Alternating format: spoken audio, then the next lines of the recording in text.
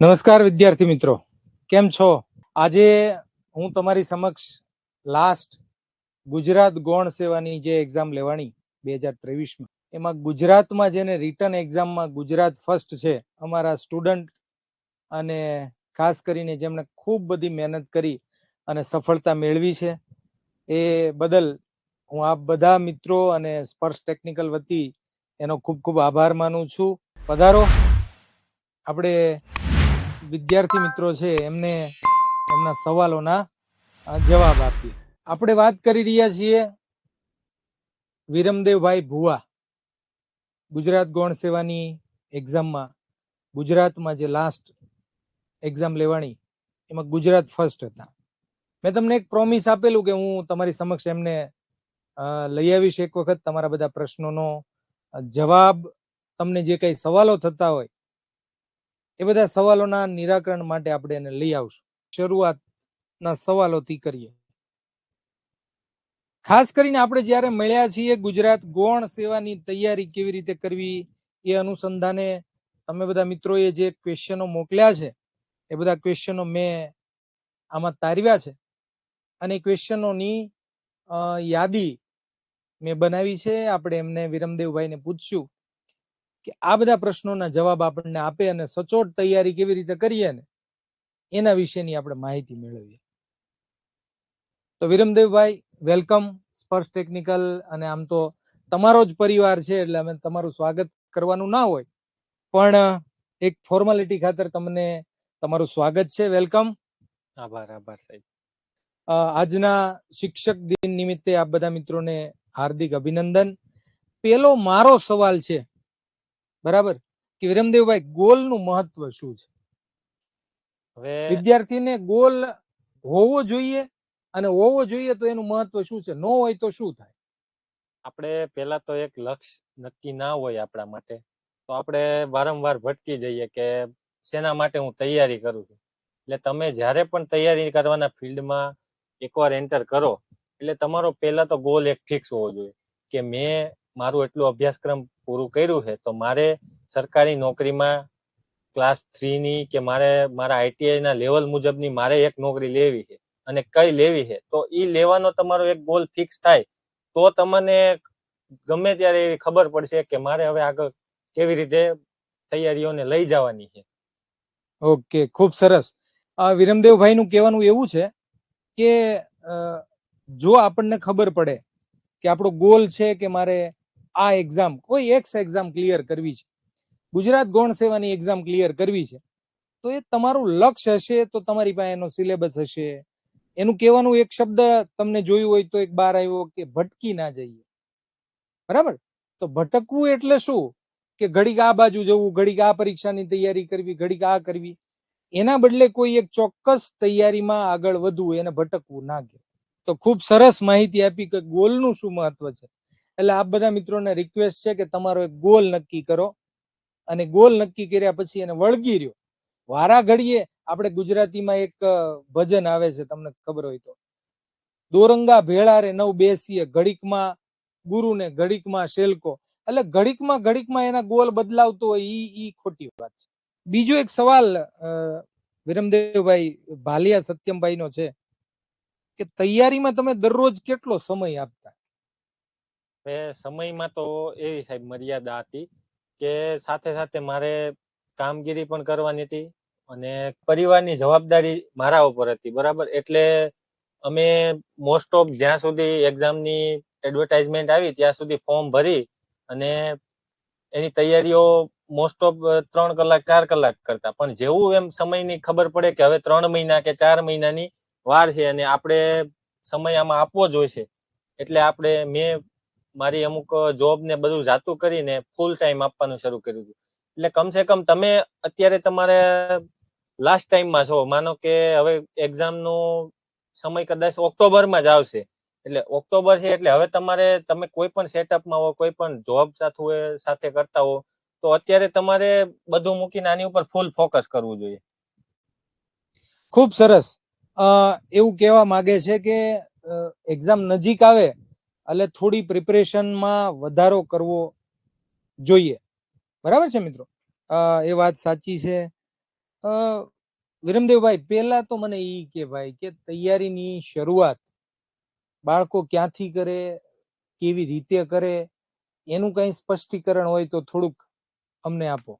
હવે આમ તો અત્યારે તૈયારીની શરૂઆત તો જો કે થાય એવી નથી, કારણ કે આપણે એડવર્ટાઇઝમેન્ટના જ મોસ્ટ ઓફ 2 થી 3 મહિના જતા રહ્યા છે. ઓકે. જે વિદ્યાર્થીઓ આપણા જોડાયેલા છે ત્યારથી જ તૈયારી કરે છે, અને અત્યારથી કોઈ તૈયારીમાં મોસ્ટ ઓફ પડે તો એના માટે સક્સેસના ચાન્સ એટલા જ બધા ઓછા છે. અને તમે બધા જે કરો છો 2 મહિનાથી 3 મહિનાથી સતત તૈયારી, એટલે તમારી પાસે એક બેઝિક ફંડામેન્ટલ ક્લિયર થઈ ગયો છે કે અમારા આઈટીઆઈ માટે અમારે ઇલેક્ટ્રિકનું ટ્રેડનું એટલું વંચાઈ ગયું છે, એટલા ગણિતના એટલા ટોપિક થઈ ગયા છે. હવે મેઇન તમારી પાસે 1.5 મહિનો 2 મહિના જેટલો સમય હોય, એના માટે તમારે જેટલો ટાઈમ મોસ્ટ આપી શકો એટલો મોસ્ટ એમાં લેવાનો છે. અને સમય એવો હોય સંજોગો તો અમુક ટાઈમ મહિનો દી નોકરી તમારી સ્કીપ કરી શકો કે મારે આ લાસ્ટ મહિનામાં 10મામાં એક્ઝામ આવશે તો હું 10મામાં એટલો ટાઈમ વધારે આપીને એટલું રિકવર કરી લે.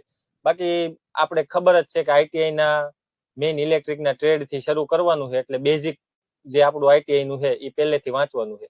અને અત્યારે જેમ નવા સિલેબસ પ્રમાણે તો આપણે ગણિતને પણ સાથે સાથે કરવું જ પડે એમ છે, એટલે ગણિતનો પણ મેઇન પહેલા સિલેબસ ચાલુ રાખવો જોઈએ. વિરમદેવભાઈ, આમ તો સિલેબસની કોપી પણ મારા હાથમાં જ છે, એટલે એક એક ટોપિક વિશે થોડીક વાતો કરતો જાઉં.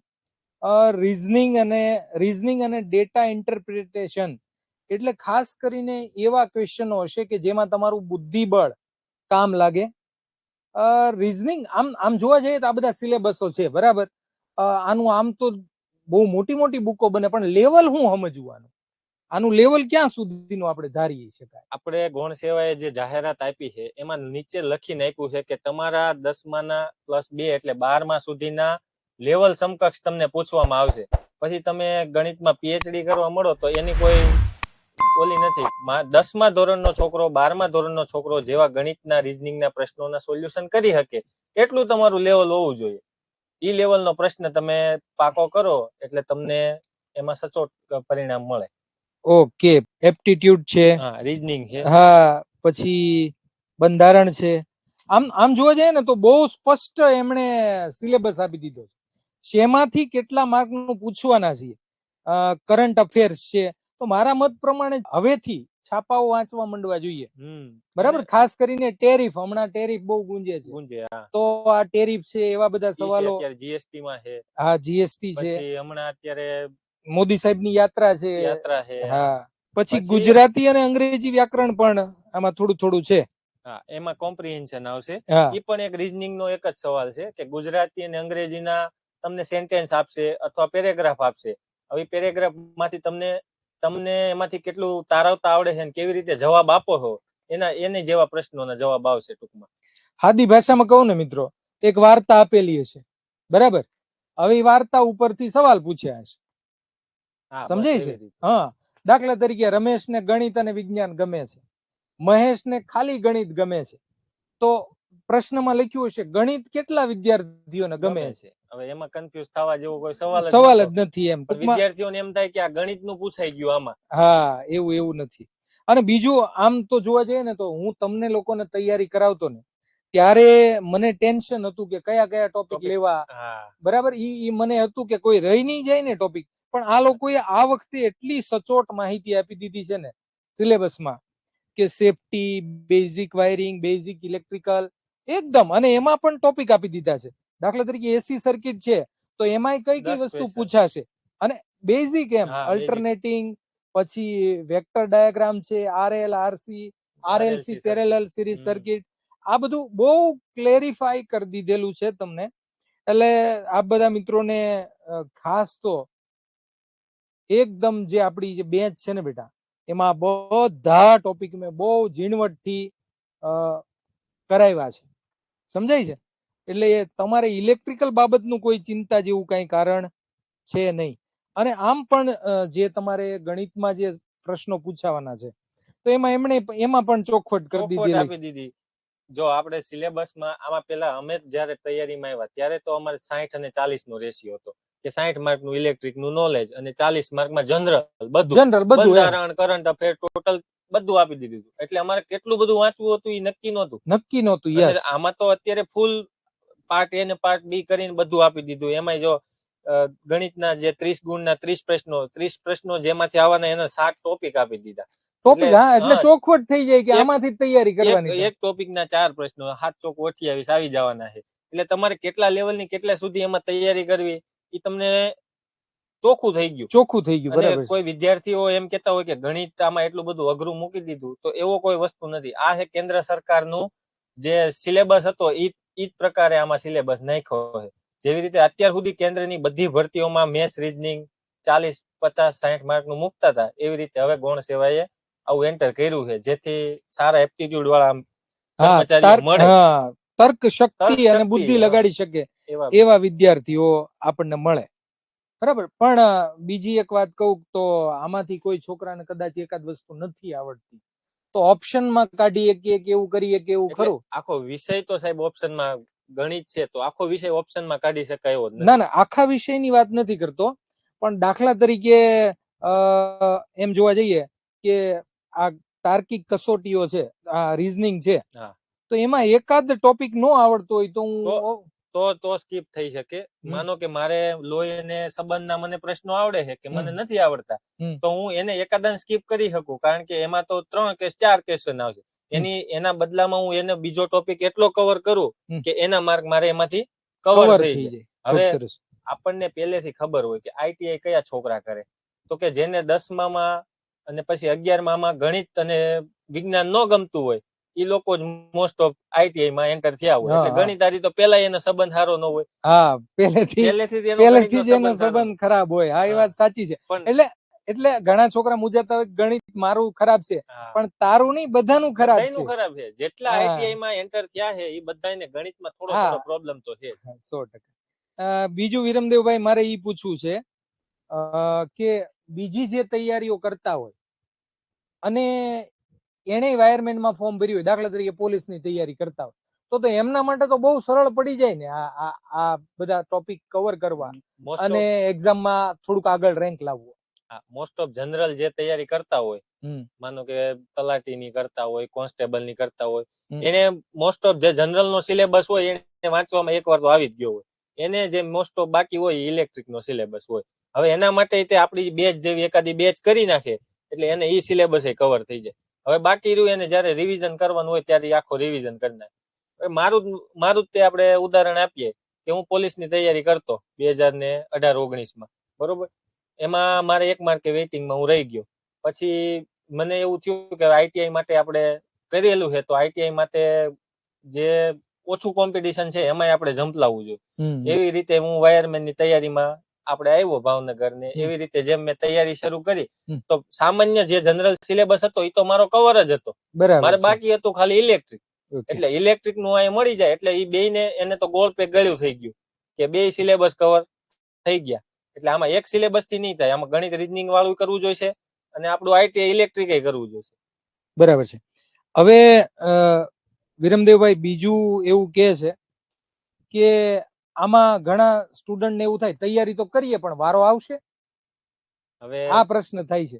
તો એના માટે તમારે કઈ 2 શબ્દો કેવા હોય તો એ વિદ્યાર્થી મિત્રો સુધી પહોંચાડો. હવે આ ગઈ ભરતી 196 નંબરની જે ભરતી હતી એમાં 20 જગ્યાની એડવર્ટાઇઝમેન્ટ આવી. હા, આ મારા માટે નવું છે.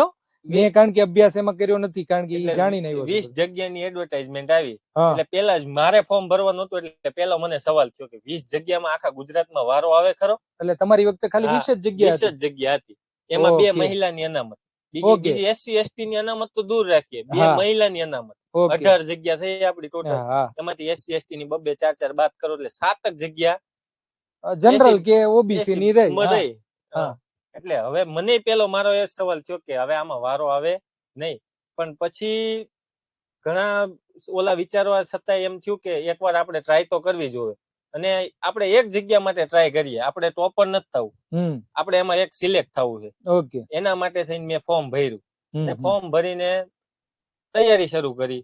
જેટલી આપણાથી સક્ષમ હતી એટલી મહેનત આપણે ફૂલ લગાવી. આપણું જોર જો ઢીલું હોય ને તો આપણું 12,000 જગ્યામાં વારો ન આવે. હા, બહુ સરસ વાત છે. 2019 ની 12,000, 12,500 કોન્સ્ટેબલ ની જગ્યા હતી. હું હવે 1 માર્કે એમાં વેઇટિંગમાં હતો. એટલે તને એવું એટલે થાય છે 12.5 કે માં વારો નતો આવ્યો હા હા હા બહુ અને સરસ 18 જગ્યામાં વારો આવ્યો. વારો આવી ગયો. એટલે તમારું ડેડિકેશન કેટલું છે ને ઈ કેટલું? ઈ મહત્વનું છે. મહત્વનું છે. હા, અને તમારા આ વખતે તો 66 કે એના કરતા કદાચ 66 જગ્યાઓ છે. 66 જગ્યાઓ છે. બોલો વિચારો. એટલે તમને એમ થતું હોય કે 66 માં વારો ન આવે તો એ વસ્તુ ખોટી છે. એટલે છે ને તમારું કોમ્પિટિશન જ નથી એટલું બધું.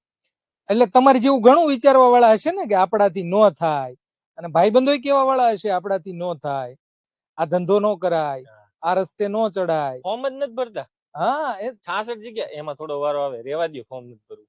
ઈ તો સારું છે ને કે 66 જ ફોર્મ આવે એમ છે. હા, આ તો તમે બધા ઘણા તૈયારી કરાવે છે, કરે ઘણા માર્ગદર્શન આપે છે, એટલે આ બધા ફોર્મ ભરીને કરે હા છે. એવું છે. બીજું ખૂબ સરસ વાત કરી. એટલે તમે વિચારો કે જેનો પહેલો નંબર આવ્યો છે ગુજરાતમાં, એ વ્યક્તિને એમ થતું હતું કે મારો વારો આવશે. હા, એટલે તો સ્વાભાવિક છે, બધાને થવાનું છે. મારો પરીક્ષા ક્રમાંક અમદાવાદમાં, અને અમદાવાદની બહુ મોટી સ્કૂલ હતી. હા જેવા એન્ટર થયા ને એટલે લગભગ 4000 જેવા છોકરા હા જે એક્ઝામ દેવા ગયા, અને ખાલી છોકરા જોવો ને તો આપણને એમ થાય આમાં થોડો વારો આવે. હા પણ તમારે એક સબ્જેક્ટ એવો વિચારીને જવાનો કે મેં જેટલી તૈયારી કરીને એટલું હું એમાં ઓકે કરીને આવું ને એટલે એ બધું ઓકે થઈ જાય. કારણ બરાબર કે છે. તમે બીજા સામું ન જોવો, તમે કેવી તૈયારી કરી, તમે હમ. તમારી એક જગ્યાને લાયક તૈયારી કરી હોય એટલે તમારો વારો આવી જાય. 100%. વિરમદેવભાઈ, બીજું એક મારે પૂછવું છે કે સામાન્ય રીતે શું વાંચવું? કોઈ બુક તમે સજેસ્ટ કરો ખરા? કે દાખલા તરીકે ઇલેક્ટ્રિકલ વિશેની જ વાત કરીએ ને, બાકી બધી બુકોમાં પણ સજેશન કઈ તમારું હોય તો તમે મિત્રોને જણાવી શકો છો. હવે જો અમે તૈયારી શરૂ કરી ત્યારે તો અમારી પાસે કોઈની એવી ખાસ બુક નહોતી, પણ અમે જે આઈટીઆઈ ના ટ્રેડની ઇલેક્ટ્રિકની થિયરી તૈયારી કરી એની ઉપર કરતા, ને પછી જેવી જેવી આગળ હાલતા ગયા એમ સાહેબનું જે મટીરિયલ હતું એ સાહેબ અમને પ્રોવાઈડ કરતા ગયા, અને વીકલી મંથલી જેટલી ટેસ્ટ હતી એ બધી સાહેબ અમને પ્રોવાઈડ કરતા ગયા. એટલે અમારી પાસે ઇલેક્ટ્રિકનો એવો સિલેબસ ખાસ નહોતો કે ફિક્સ આ જ વસ્તુ અમારે કરવી. એના બદલામાં અત્યારે આપણી સ્પર્શ ટેકનિકની જે બુક સાહેબે સ્પેશિયલ બનાવી છે આખી, એમાં જેમાં ટોટલ સિલેબસ કવર થઈ જાય છે. તો આપણે એને જ તે ટ્રાય કરીએ જોઈએ કે જેનાથી આખું કવર થઈ જાય. હા બાકી મિત્રો, માર્કેટમાં ઘણી બધી બુકો છે. ખાસ કરીને આ બધા ટોપિક કવર થાય એવો પ્રયત્ન એવો કર્યો છે. પ્રયત્ન. બરાબર, બીજા બધા બુકો પણ સારી છે, આપણે કોઈનું ઓલું નથી કરતા, પણ પ્રયત્ન કર્યો છે કે ઓછી મહેનતમાં જાજી સફળતા મળે. ઓકે, બીજું રિવિઝન વિશે મારે પૂછવું છે. કારણ કે છોકરાઓ શું કરે છે ખબર, એક વખત વાંચી નાખ્યું એટલે પૂરું. આ પૂરું થઈ શકે ખરું કે એમાં કઈ વધારે એડ કરવું પડે? જે અત્યારે સ્પર્ધાત્મક પરીક્ષાઓ છે ને એમાં મોસ્ટ ઓફ પાસ થવા વાળા વ્યક્તિઓ છે ને એના બધાનો મેઇન ગોલ છે રિવિઝન. જેની પાસે રિવિઝન નથી ને ઈ સ્પર્ધાત્મક પરીક્ષામાં ટૂંકમાં 2 માર્કે 5 માર્કે વેઇટિંગમાં હોય. જે 2 માર્ક 5 માર્ક જેટલા વેઇટિંગમાં હશે ને એ બધાને તમે પૂછો, એની પાસે રિવિઝન નહીં હોય. જ્યારે તમે જે ટોપિક ભણો છો એ થોડો ટોપિક તમને જે સમજાય છે ને અમુક ટોપિક તમને નથી સમજાતો, એના માટે તમે થોડું લખી લીધું, તમે જે બુક વાંચી એ બુકમાં તમને એવું લાગ્યું કે આ ડિફિકલ્ટ વસ્તુ છે કે મને આ બીજી વારમાં યાદ રહેશે, ત્રીજી વારમાં યાદ રહેશે, ખૂબ તો સરસ એને વાત છે. થોડીક અંડરલાઇનિંગ કરી દો. ખૂબ સરસ વાત આ છે. મને નેક્સ્ટ ટાઈમ વાંચવું જ જોઈશે મારા. આ વાંચવું જ જોશે. એક વખત મેં વાંચ્યું કે અર્થિંગ નો વાયર લીલો હોય તો એ મારે એમાં કરવાનું જ નથી, લીલો જ હોય, એ તો આપણને જનરલ ખબર હોય. પણ જે ટોપિક મને એમ લાગે કે આ મને પહેલી વારમાં યાદ નહીં રહે, એ ટોપિક તમે થોડુંક લાઇનિંગ કર્યું હોય અને તમારે એક્ઝામના 1 મહિના અગાઉ જો તમારી નજર એમાં ફરી હોય ને તો તમારે 2 માર્ક 5 માર્ક 10 માર્ક એમાંથી બને. 100%. તમને સિલેક્શન કરાવે. ટૂંકમાં તમારું કહેવાનું છે ગણિત સ્કીપ ના કરી શકાય, બરાબર ને? ગણિત સ્કીપ નહીં કરી જો શકાય. સાહેબ આમાં પાર્ટ એ અને પાર્ટ બી બે એવી રીતે આપેલા છે કે પાર્ટ એ અને પાર્ટ બી માં 40% માર્ક લેવા ફરજિયાત છે. એટલે હવે ગણિત અને રીઝનિંગ ના 60 માંથી તમારે 24 પ્રશ્નો સાચા કરવા ફરજિયાત છે. જો ગણિતમાં તમારે 23 પ્રશ્નો સાચા પડ્યા તો તમારે પાર્ટ બી કઈ કામનો નથી. ઇલેક્ટ્રિકમાં તમે 100 માંથી 100 લાવો તોય કઈ કામનો. એટલે ટૂંકમાં પાર્ટ એ પેલા પાર્ટ એ માં તમારે ગણિત રીઝનિંગ માંથી 24 મિનિમમ એટલે 40% ગુણ લાવવા ફરજિયાત છે. બરાબર. એટલે ટૂંકમાં મેરિટમાં માર્ક કયા ગણાશે? બંનેના માર્ક ગણાય છે. ઓકે, મેરિટમાં માર્ક બંનેનો સરવાળો ગણાય છે. ખૂબ જેમ સરસ. કે 30 માર્ક નું રીઝનિંગ છે, 30 માર્ક નું ગણિત છે જનરલ, બરાબર, અને બાકીનું જે 150 માર્ક નું આપણું ઇલેક્ટ્રિક ને ઓલું 30 માર્ક નું સિલેબસ છે. પણ માર્ક તમારે ઓલામાંથી 40% ગુણ જોઈશે અને ગણિત રીઝનિંગ વાળામાંથી 40% ગુણ જોઈશે.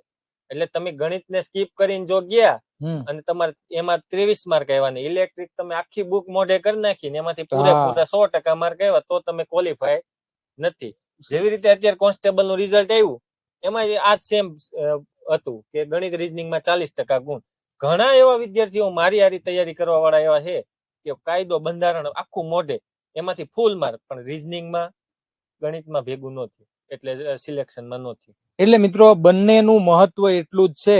ગણિત અને રીઝનિંગ માટે હું એક સજેશન એવું આપું કે યુટ્યુબની ઘણી એવી ચેનલો છે કે જેમાં તમને જે ટોપિક આપ્યા છે ને એનું બેઝિક કરી નાખો ને, હાવ બેઝિક કરી નાખશો ને, જો એક વાત સમજી લેજો, નેગેટિવ વિચારશો ને તો નેગેટિવ રિઝલ્ટ આવશે. તમે વિચારો પોઝિટિવ કે મારે કરવાનું છે, થાશે, નેગેટિવ વિચારો આને આવતા હતા તો તમને આવે, એમાં ક્યાં મોટી વાત છે. એટલે મિત્રો તમારી વખતે જગ્યા પણ વધારે છે અને ગણિત રીઝનિંગમાં તમે જેમ બીવો છો ને એમ બીજા બીવા વાળા હશે. બરાબર. બહાદુર કોણ કહેવાય? કે જે પેલો બીવે નહીં, એ બહાદુર કહેવાય. બાકી બધા બીતા હોય. બહાદુર કોને કહેવાય? કે જે પેલો નો બીવે. જોબ સામાન્ય રીતે ક્યાં મળે અને કેવી એની કચેરી ક્યાં હોય, કેવી રીતે નોકરી હોય, એના વિશે થોડા બે શબ્દો હરીશભાઈના સવાલ છે એના વિશે આપણે પૂછી લઈએ. હવે જોબમાં તો આમાં આપણે ગૌણ સેવાએ થોડું બતાવી જ દીધેલું છે કે માર્ગ અને મકાન વિભાગમાં તમને એઝ અ વાયરમેન તરીકેની નોકરી મળશે. બરોબર. અત્યારે હાલ જોબ લોકેશનમાં ખાલીમાં જોઈએ તો ગાંધીનગર, અમદાવાદ અને બરોડા, આવા 3 સિટીમાં મોસ્ટ ઓફ આ તમારી 66 જગ્યાઓમાંથી મૂકવાના છે વાયરમેન. કારણ કે જે વાયરમેન વડોદરા, અમદાવાદ અને ગાંધીનગર માંથી હતા મોસ્ટ ઓફ સૌરાષ્ટ્રના, એ બધા વાયરમેનોને અત્યારે ટ્રાન્સફર ની પ્રોસેસ થઈ ગઈ છે, જેના લીધે હું બરોડાથી ટ્રાન્સફર થઈને અહીંયા વતનમાં આવી ગયો. ખૂબ બરોબર. સરસ. એટલે તમારે અત્યારે સૌરાષ્ટ્રની આશા નહીં મળે, કારણ કે તમારે આઉટ ઓફ સૌરાષ્ટ્ર જવું પડશે. એટલે ગાંધીનગર, અમદાવાદ ને બરોડા, આ 3 મેઇન સર્કલ ઓફિસમાં તમને પોસ્ટિંગ મળશે. અને હવે કામગીરીની વાત સાહેબ કરીએ તો કામગીરીમાં સરકારી બિલ્ડિંગો, જે માર્ગ અને મકાન વિભાગ સરકારનું ખાતું બનાવે છે, એ બિલ્ડિંગના ઇલેક્ટ્રિક કામના તમામ આપણે કામગીરી હોય એ એઝ અ વાયરમેનના અંડરમાં આવે. એની ઉપર એક સેક્શન અધિકારી હોય, એની ઉપર ડેપ્યુટી એન્જિનિયર હોય.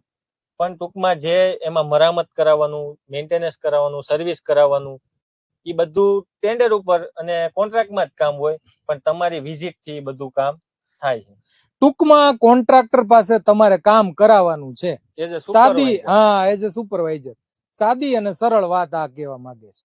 બરાબર છે. એટલે કામગીરી તો ખૂબ મજાની છે. હા, બીજું નોકરીમાં કેવું લાગે છે? આમ તને આમ સંતોષ છે કે ભાઈ મારી નોકરીથી હું સેટિસ્ફાઈડ છું, એવું ખરું?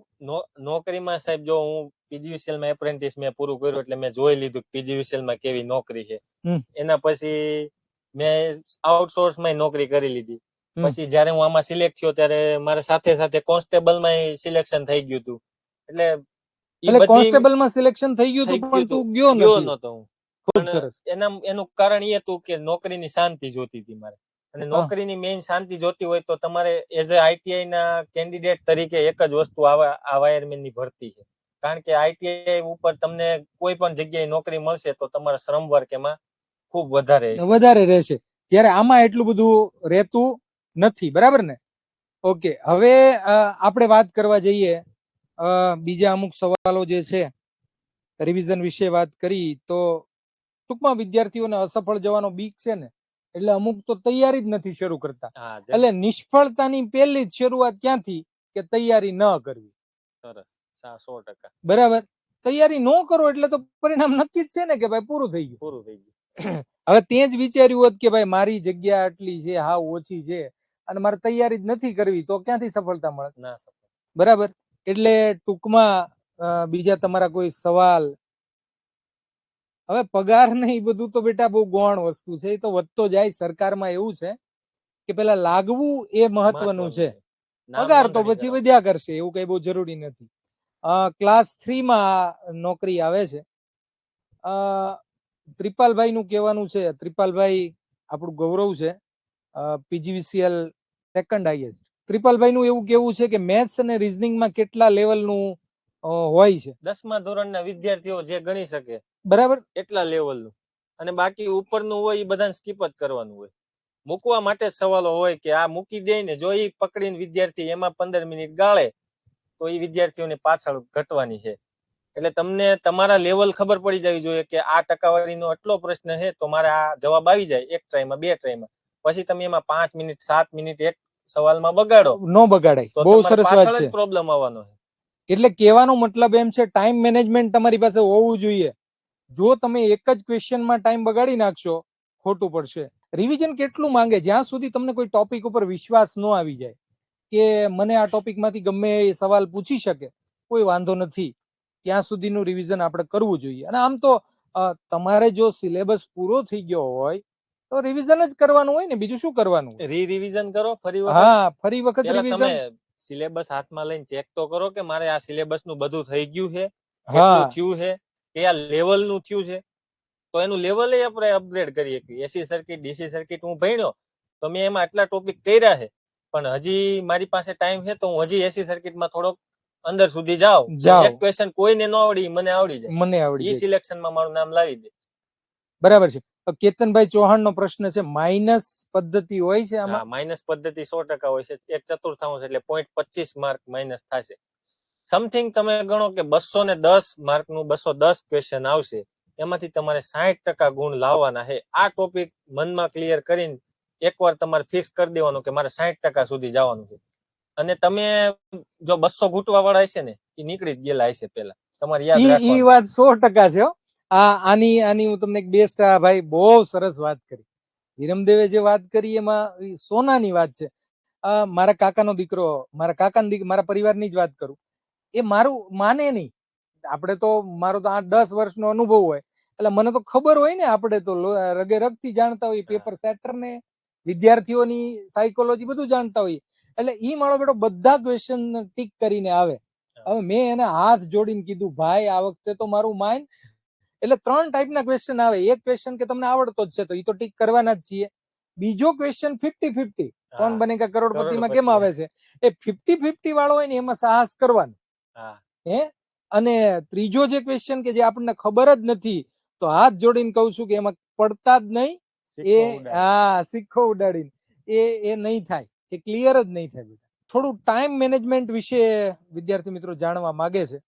તો ટાઈમ મેનેજમેન્ટ તમે કેવી રીતે કરતા? અને ટૂંકમાં આખો દિવસ જે તૈયારી કરતા હોય જે છોકરાઓ, બરાબર, તો એને માટે કંટાળો ન ચડે, ઉત્સાહ જાગ્યો રહે અને તૈયારી થતી રહે, ઈ રીતની તૈયારી કેમ કરવી, થોડુંક લાઉડલી જણાવો. જેવા જેવા વિદ્યાર્થી હોય, જેવન અમુકની માનસિકતાઓ અલગ હોય. અમુકને ગણિત ગણવું હોય તો એક સાથે ગણિત ગણી શકે. અમુક વિદ્યાર્થીઓ એવા હોય કે એને 1 કલાક ગણિત ગણે ને તો પછી આખો દિવસ ગણિત ગમે જ નહીં. એટલે આમાં તમને જો અનુકૂળતા હોય તો મોસ્ટ ઓફ એવું કરાય કે ગણિતનો રોજ એક ટોપિક કવર કરી લેવાય, જેનાથી બધા ટોપિક 1.5 મહિને 2 મહિને આપણા કવર પૂરા થઈ જાય. ખૂબ એવી સરસ. રીતે એક ઇલેક્ટ્રિકનો સિલેબસમાંથી એક ટોપિક લઈ લેવાય. જેવી રીતે પછી બંધારણનો છે એક સિલેબસનો ટોપિક, તો બંધારણને 1 કલાક આપી દેવાય. પછી કરંટ અફેર છે તો એને થોડોક ટાઈમ આપી દેવાય. એટલે ટૂંકમાં બધાને થોડો થોડો સમય આપી દેવાય. હા, જેવી રીતે આપણો કેમ કલાક કે 45 મિનિટનો લેક્ચર હોય. આ વાત સાચી છે, કારણ કે આપણે શું થાય છે કે આપણે ઈ કેલિબરના નથી કે આખો દિવસ ગણિત ગણી શકીએ, બરાબર. ઘણા છોકરાના મગજ એ રીતે ના ચાલતા હોય, પણ તૈયારી તો તમારે આખો દિવસ જાગતા હો ત્યાં સુધી કરવી જોઈએ, બરાબર. મિત્રોનું એવું કેવું છે કે એક્ઝામ કદાચ અંદાજિત ક્યારે આવી શકે એવી સંભાવના?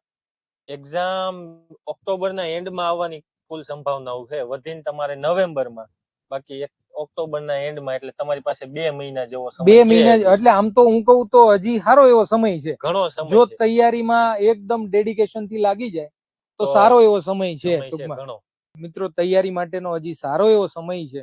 અને આજે મને એવું લાગે છે કે તમને સારી એવી માહિતી ભાઈ વિરમદેવે આપી છે.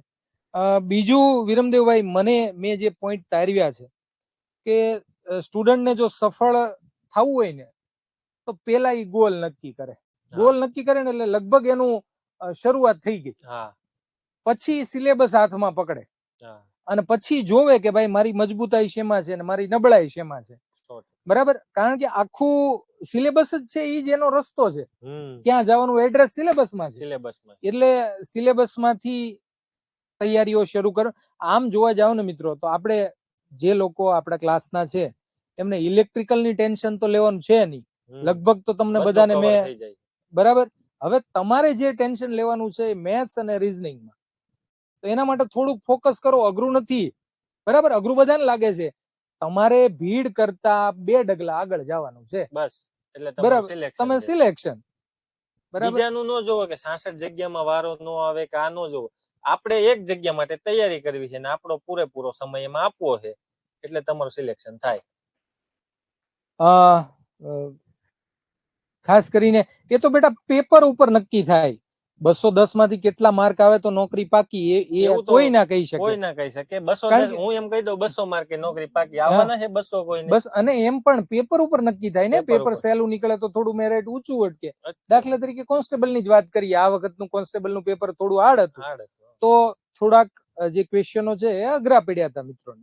તમારા લેવલ પ્રમાણે તમે 60% માર્કની કોશિશ કરો. 200 માર્ક 210 માર્ક છે તો તમારે 130 140 આજુબાજુ માર્કની ફૂલ તમારે પહેલા પ્રિપેરેશન રાખવાની કે મારે એટલા ટીક કરવાના છે. પછી તમને જ્યારે પેપર આપતા હોય ત્યારે એમ લાગે કે પેપરનું લેવલ બહુ ડાઉન છે, તો તમારે ટીક કરવામાં 150 160 સુધી જઈ શકાય, બરોબર.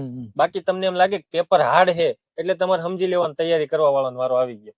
પેપર તમારું હાર્ડ હોય એટલે તમારે એવો ટાઈમલી મેનેજ કરી લેવાનું કે વારો આમાં આપણો આવી જાય છે. આપણે ખોટી ભૂલ નથી કરવાની. જે બધા ઉલાળીને ઘૂટી નાખે છે ઈ નથી કરવાનું. આપણે ખાસ હું તો આપણે 125 130 ભલે અટકી જવું પડે. હા, હું તો વિરમદેવ એવું કહું છું ભાઈ કે તમને નથી આવડતું ને ઈ અડવાનું જ નહીં. અડવાનું જ નહીં. હા, અને આમાંથી જોજે, હું તો એમ કહું છું કે 80% ની માનસિકતા કેવી હશે કે બધું ટીક કરી નાખું. કરી નાખો. 80 નહીં, હું તો 90% સુધી લઈ જાઉં છું. હે, આમાંથી 70% તો જે આવે છે ને ફોર્મ ભરવા વાળા, હા, એને તૈયારી જ નથી કરી. નથી કરી. 30% તૈયારી તૈયારી કરવા કરવા વાળા છે. એમાંથી 15% નોકરી સાથે તૈયારી કરે અને 15% હમણાં ફ્રેશ આઈટીઆઈ નવું પૂરું કર્યું હોય ને એવા તૈયારી કરે. એવા 30% તૈયારી લોકો કરે છે. એટલે તમને જે લાગે છે ને કે મારે હરીફાઈ બહુ મોટી છે, એવું છે નહીં. અને હું તો વિદ્યાર્થીઓને એમ ઘણી વખત કહું છું, આંબાનું ઉદાહરણ બહુ સરસ એક મને મારા મિત્રએ કીધું છે કે તમે આંબો વાવો, પછી કેરી આવશે કે નહીં આવે એની ચિંતા નથી કરવાની. તમારે ખાતર નાખવાનું છે, તમારે પાણી પાવાનું છે, તમારે ટાઈમે દવા છાંટવાની છે. એટલે 100% એની સીઝન થશે એટલે આંબો આવશે. તમે નહીં વાવો, તમારી પેઢી જોઈશે. હા, તમે નહીં જોવો તો તમારી પેઢી. દાદા વાવતા ગયા આંબો. હા, એવું છે. એટલે મિત્રો તૈયારી કરો, નેગેટિવ નો વિચારો, બરાબર. આમાંથી મને ઘણા, આપણે તો ઓળખતા હોઈએ ને, ઘણા છોકરા એવા છે કે જે લાગી શકે એવા છે, પણ મને એની નેગેટિવ થિંકિંગ છે ને, મારી નજરમાં એવા 2-5 છોકરા છે કે હું એના ઉપર બેટ લઈ શકું કે આ છોકરો લાગી જાય, બરાબર. પણ ઈ જો નિષ્ફળ જશે ને તો એની આળસ સિવાય બીજું કોઈ કારણ નહીં, બરાબર. એટલે તમે મહેનત કરો, બહુ વિચારો નહીં પરિણામ શું આવશે અને પરિણામનું શું વિચારવાની જરૂર છે યાર. આ તો ઘણા નસીબનો દોષ આપે સાહેબ આમાં કે આનો એના નસીબ હોય ને એટલે એ લાગી જાય એમ. 2017 માં મેં જયારે એપ્રેન્ટિસ શરૂ કર્યું ત્યારે એપ્રેન્ટિસ નો એવો નિયમ હતો કે જીસીવીટી આઈટીઆઈ જેને કરેલું હોય એને 3 વર્ષ એપ્રેન્ટિસ, બાકીનાને 1 વર્ષ એપ્રેન્ટિસ. એનસીવીટી કર્યું હોય તો 1 વર્ષ. તો હવે હું જીસીવીટી માં એપ્રેન્ટિસ માં લાગ્યો એટલે હું ઉપર ટોપર માં હતો એટલે સીધું મને 3 વર્ષ એપ્રેન્ટિસ મળી ગયું. જેવો હું એપ્રેન્ટિસ માં સિલેક્ટ થયો ને એટલે 1-2 મહિનામાં રૂલ આવી ગયો કે કોઈ બી આઈટીઆઈ કરેલું હોય જીસીવીટી એનસીવીટી 1 જ વર્ષનો એપ્રેન્ટિસ નો કોર્સ. મારી પછી મારી સાથે ત્રાપર સબ ડિવિઝનમાં એપ્રેન્ટિસમાં મારા મિત્રો આવ્યા, એમાંથી હું હજી એપ્રેન્ટિસ ચાલુ ને તો એ બધા મારી યાર વીએસ માં લાગી ગયા. બીજા વર્ષમાં મારું પૂરું કરી તોય 3જું વર્ષ હજી હું એપ્રેન્ટિસ નું કરું છું, બરોબર. એટલે લાગ્યું રહેવું પડે યાર. એટલે પછી 3જું વર્ષ મેં એપ્રેન્ટિસ નું કર્યું ત્યારે મેં જયારે કોન્સ્ટેબલ ની તૈયારી કરી તો કોન્સ્ટેબલમાં મને અસફળતા મળી અને મારે 3જું વર્ષ પૂરું થઈ ગયું. એટલે મારી સાથે સમકક્ષ નોકરી કરવા વાળા આઈટીઆઈ એપ્રેન્ટિસ કરવા વાળા લોકો બધા બીએસ માં લાગી ગયા હતા. પણ આપણે જો એ વખતે મેં સ્કીપ કરી દીધું હોત કે હવે આ નો લાગે, આપણે નો ભેગું થાય, તો અત્યારે આપણને નો સફળતા મળી. બીજું વિરમદેવભાઈ મારે એ જાણવું છે કે તને સફળતા મળી છે અને નિષ્ફળતા મળી છે, બરાબર. તો નિષ્ફળ જવા પાછળના સામાન્ય રીતે તારા કારણો પણ હોઈ શકે અને બીજા વિદ્યાર્થીઓ નિષ્ફળ કેવી રીતે જાય છે, શું કામ નિષ્ફળ જાય છે, એના થોડાક કઈ તારી પાસે સચોટ રીઝન હોય તો આપણે મિત્રો સમક્ષ રજૂ કરીએ. પેલા તો આમાં તો વિદ્યાર્થીઓ મોસ્ટ ઓફ તૈયારી કરતા હોય, પણ જનરલ જે મજા આવે એવું વાંચતા હોય. બરાબર કે છે. આઈટીઆઈ નું આ પેપર કેવું આવશે, તો કે આઈટીઆઈ નું પેપર આવશે ને આપણે ટ્રેડ માંથી બધું પૂછાય. ઘણા એવા બધા હોય સિલેબસ ન જોયો હોય કે કેટલું કેમાં વાંચવાનું છે, હા, કેટલું ઈ કરવાનું. વાત પણ સાચી છે. આની પેલાની સાહેબ જે ભરતી 2016 વાળી હતી એમાં 200 જગ્યા હતી, જે આની પેલા લેવાય. ઈ પેપર મેં દીધું હતું. તો એમાં તો મને કઈ ન આવડ્યું, કયો લ્યો, મારે 33 માર્ક આવ્યા હતા એમાં. બોલો. કારણ કે જનરલ હું આટા ફેરા મારતો અને મોજે મોજમાં દી આવ્યા પરીક્ષા, અને પેપર જેવું હતું એવું ઘોટીને વી આવ્યા. માર્ક આપણને ખબર પડી ગઈ 33 માર્ક જેવું થાય. આપણે ઈ જગ્યામાં 42 માર્કે મેરિટ અટક્યું હતું. બોલો.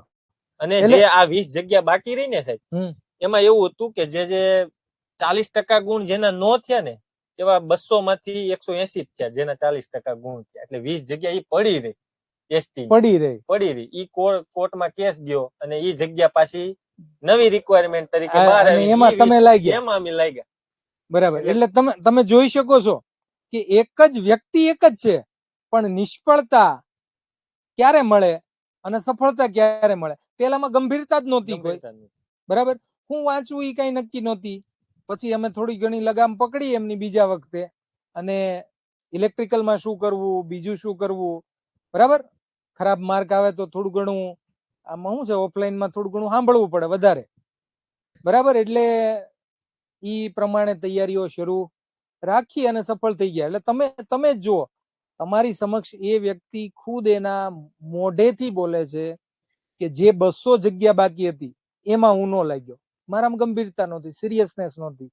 બરાબર. આનું મગજ પછી તો કઈ બદલાઈ ન ગયું હોય, ઉઠતું ખરાબ થયું હોય, ઉંમર જાય મગજની એફિશિયન્સી ઘટતી જતી હોય, પણ પછી લાગ્યો. શું કામ? કારણ કે એમાં ગંભીરતા આવી ગઈ, સિરિયસનેસ આવી ગયું, ગોલ નક્કી કર્યો અને સફળ થયા. બીજું મારે તમારી સાથે ખાસ તો ઈ વાત કરવી છે કે મિત્રો કેવા હોવા જોઈએ, સંઘનો દોષ કેવો લાગે છે? આપણે મોસ્ટ ઓફ જોતા હોઈએ ને કે સ્પર્ધાત્મક પરીક્ષામાં સંઘનો દોષ, તો આપણે ગાંધીનગર ને તમે એકવાર વિઝિટ કરો, જે 7 નંબરનું સેક્ટર છે ત્યાં જોવો. અહીંથી વિદ્યાર્થીઓ એના પપ્પાના પૈસા ને બધું લઈને ત્યાં જાય. હવે ન્યાય અને જેવી સંગાત હોય ને એ વિદ્યાર્થી એવો થઈ જાય. ઘણા વિદ્યાર્થી અહીંથી ઠોઠ જોઈ ગયા, ડફોળ ગયા હોય, અને એનો જો એવો સંગાત હોય, એના મિત્રો હોશિયાર, એના લેવલના તૈયારી કરવા વાળા, તો એ વિદ્યાર્થી ફૂલ હોશિયાર થઈ જાય. અને અહીંથી મારા અમુક મિત્રો જોયેલા છે મેં, ટોપર કે મારી હારવાર તૈયારી કરતા ને મારી કરતા હોશિયાર એવા વિદ્યાર્થીઓ ગયા હોય, અને જો સંગત ખરાબ થઈ ગઈ ત્યાં, એટલે એ વિદ્યાર્થી એકે તૈયારીમાં નો રહે, એકે તોડનો નો રહે, અને જાત જાતના વ્યસન પોતાની અંદર ઘર કરી લે, એ અલગથી વાત છે, અને જિંદગી આખી બરબાદ થઈ જાય. ખૂબ સરસ. સામાન્ય રીતે આ બધી બાબતમાંથી એવી શોર્ટ નોટ મેં નીકાળી છે કે ખાસ કરીને વિદ્યાર્થી પોતાનો ગોલ નક્કી કરે, પછી દરરોજ વાંચવા માંડો, પરિણામની ચિંતા ન કરો. અને ભગવાને ગીતામાં કીધું છે કે ભાઈ તું તારું કર્મ કરે જા અને ફળની આશા ન રાખ, ફળ તો હું આપવાનો જ છું, ઈ તારું કેવું કર્મ છે ઈ પ્રમાણે હું તને ફળ આપવાનો છું. બરાબર. પછી મહત્તમ ટેસ્ટ આપો, સતત તૈયારી જાળવી રાખો. 3 દી તાન ચડે અને બીજે દી ઈ મહત્વ કેવું કે ભાઈ તૈયારીઓ સતત જાળવી રાખવી, એનું મહત્વ કેટલું છે? હવે તમે સતત ન કરો એટલે તમારે જે મહિના દિવસ અગાઉ વાંચ્યું હોય એ બધું વયું જવાનું. હવે આ જ જગ્યા છે 66 જગ્યા છે. અત્યારે હું પેપર દેવા જાઉં તો હું કઈ એટલા માર્ક્સ કવર ન કરી શકું, કારણ કે હું 3 વર્ષથી જોબમાં છું, એટલે મેં બધું મૂકી દીધું, એટલે મેં કઈ નથી વાંચ્યું. એટલે એવું ન હોય કે હું ટોપર, તો હું સતત ટોપર જ રહું. જેના સમયમાં જેટલું મોસ્ટ ઓફ વાંચીને કન્ટિન્યુઅસ રાખે, બહુ સાચી વાત છે, એ જ વ્યક્તિ સફળ થવાનો છે. યુપીએસસી ની એક્ઝામ લઈ છે સાહેબ, હવે એમાં 5 ટોપર 10 ટોપર હોય, એના એ 10 ટોપર ની પાછી એક્ઝામ લ્યો, એના એ 10 ટોપર થાય? ન થાય, કોઈ દિવસ ન થાય. એટલે તમારી કન્ટિન્યુટી તૈયારીમાં કેવી છે એના ઉપર જ તમારું પરિણામ આધાર છે. અત્યારે આમાંથી આપણે આ છોકરાઓમાંથી પીજીએસએલ માં બધા જોબ મોસ્ટ ઓફ કરતા હશે. હવે એને તૈયારી કરી ગયા છે અને અત્યારે પીજી માં સિલેક્ટ થયા છે, પણ એની અત્યારે કેટલી તૈયારી કન્ટિન્યુઅસ છે એ મહત્વનું છે. કેટલું સ્કીપ થઈ ગયું એને, કેટલા એના કામમાં વ્યસ્ત થઈ ગયા, એની ઉપર એનું બધું આધાર રાખે છે.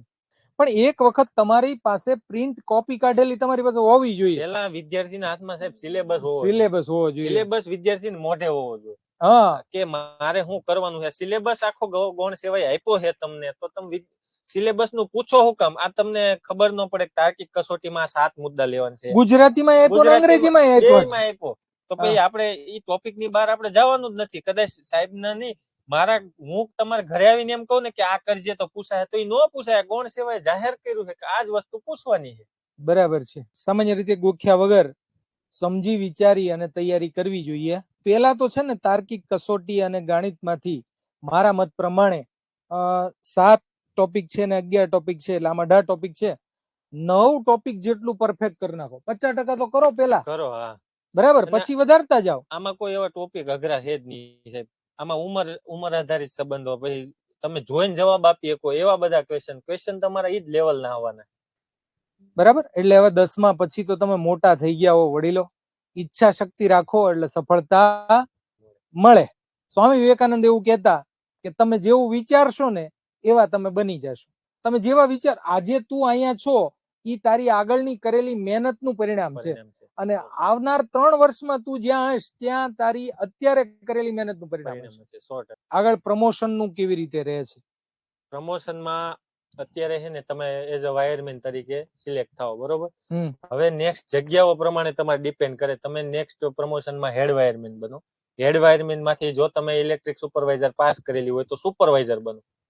એટલે તમારો આમાં મેરિટ નો ક્રમાંક કેવો છે? જો હવે 200 જગ્યા આગળ વાળી હતી, નેક્સ્ટ લગભગ 4-5 મહિનામાં પ્રમોશન આવશે. હવે પ્રમોશનમાં જગ્યામાં 22-25 જેવી સુપરવાઇઝરની જગ્યાઓ નીકળશે. એટલે જે આગળના સુપરવાઇઝર પાસ કરેલા છે 200 જગ્યામાંથી 25-50માં, એ બધા સુપરવાઇઝર થાય, સુપર ક્લાસ 3 થાય. એટલે માનો કે અત્યારે જે બધા છે નોકરી કરે એનો 34-35 આજુબાજુ પગાર હશે. જેવા ઓલા સુપરવાઇઝર થાય ને એટલે 55-60 હજાર પગાર લે છે. એટલે તમે મેરિટ ક્રમાંકમાં એક ક્રમે આગળ આવી ગયા તો એ તમને કેટલો પ્રમોશનમાં તમારે કામ લાગશે. હા, એન્ટર થાશો પછી તમને ખબર પડશે કે એક માર્કે હું આગળ આવી ગયો તો બહુ સારું હતું. અને પછી પ્રમોશન ને આવતા પાછા બીજા 2-3 વર્ષો કે વધી જાય. હવે અમે 20 ની જગ્યામાં આવ્યા, હવે આગળના 200 જેટલા પ્રમોશન લઈ લે પછી તારો પછી હું ભલે હું આગળ છું તો એને નો તોય. એટલે જુઓ તમે, આ વસ્તુ છે મહત્વ. બાકી તમારા કોઈ પ્રશ્ન હોય તો ફટાફટ જણાવી દો. બહુ લાંબો વાર્તાલાપ થઈ ચુક્યો છે. ખુદ મને પણ મજા આવી આ ઇન્ટરેક્શન કરવાની, ખુદ મને પણ મજા આવી. વિરમદેવભાઈ, તારો ખૂબ ખૂબ આભાર. બધા વિદ્યાર્થીઓ વતી એમનો આભાર વ્યક્ત કરું છું, માનું છું. ઓકે, સરસ, મળીએ.